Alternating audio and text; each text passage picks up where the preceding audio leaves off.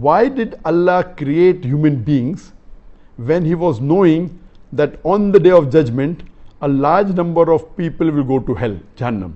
Does it not raise the question on the mercy of Allah?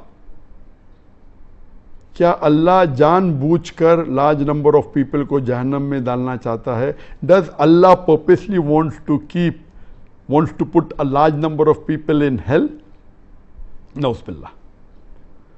The question is that why did Allah create the human being when He knew that on the day of judgment a large number will go to hell? The human being is a unique and one of the best creations of Allah subhanahu wa ta'ala. Unlike the other creations, all the other creations, they submit the will to Allah subhanahu wa ta'ala. They obey subhanahu wa ta'ala 100%, whether it be the trees, whether it be the stars, whether it be the sun, whether it be the animals, whether it be the birds. All of them are Muslim. They submit the will to Allah. Allah created two creations, the jinn and the men, the jinn and the human being. And the human being is a superior creation that they have a free will of their own. They can either obey Allah or they can disobey Allah. Now, after free will is given, if a person obeys the commandment of Allah subhanahu wa ta'ala, obeys and follows the Quran and the Sahih Hadith, he is far superior than a person who has no free will and he obeys the commandment of Allah subhanahu wa ta'ala. So a human being who has a choice of his own, has a free will to obey or disobey Allah subhanahu wa ta'ala, and then if he follows the commandment of Allah, he is higher even than the angels. Or the angels have no free will to disobey Allah subhanahu wa ta'ala. So He has created a new creation. And when you want something which is excelling or of a higher quality, the chance of success rate is less. For example, if you appear for an examination of 10th standard, you find that most of them pass.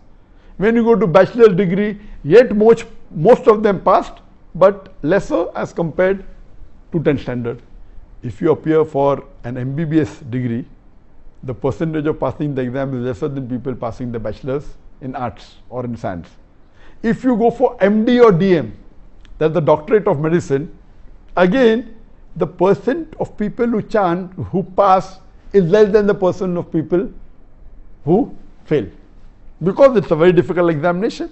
So here also this is the test that we are undergoing, and Allah subhanahu wa ta'ala has given a free will. It is not Allah who's purposely putting them in Jahannam, He's giving them the option. In fact, Allah subhanahu wa ta'ala is merciful, and He says that you ask for forgiveness, I'll forgive you. And Ramadan is one of the months that you ask for forgiveness, Allah will forgive you. If you do any sin, major sin, let it be how big the sin is, let it be as big as a mountain. If you ask for forgiveness and if you repent, inshallah, Allah will forgive you. But we, human beings, we are ungrateful to Allah subhanahu wa ta'ala. We do a mistake, we ask for forgiveness, Allah forgives us, and we go back to the sin. So this is the test we are undergoing, as Allah says in the Quran in Surah Al-Imran, chapter number 3, verse number 85, that kullu nafsin zakatul maut. Every soul shall have a taste of death. And only those who are successful, who achieve the objectives of the life, is those who enter Jannah. This life is nothing but mere play and amusement. Allah says in Surah Mulk, chapter number 67, verse number 2, Alladhi khalaqal mawta wal hayata. It is Allah who has created death and life to test which of his good and deeds. So this life is a test for the hereafter. Allah is most merciful, He is very kind. We are a unique creation, one of the best creation of Allah subhanahu wa ta'ala. We are undergoing a test. Imagine if in an examination, in a medical examination, a person writes the wrong answer. You can't expect the teacher to say, oh, I'm merciful, I will pass you. If the teacher passes the people in the medical examination, what will they do? When they pass, instead of treating the patient, they will start killing them. So you have to follow the rule. Even though you're merciful, you have to see what the result of the test are, and based on that test, if you pass, you go to Jannah. If you fail, you go to Jahannam. Hope that answers the question.